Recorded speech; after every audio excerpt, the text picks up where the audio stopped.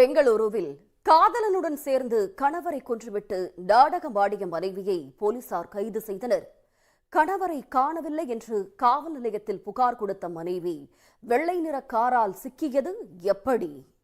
கிருஷ்ணகிரி அருகே அக்கா கணவர் பெயரில் 80 லட்சம் ரூபாய் லோன் எடுத்த மைத்துனர் அவரை கொலை செய்து லோனை முடிக்க திட்டமிட்ட சம்பவம் அதிர்ச்சியை ஏற்படுத்தியுள்ளது.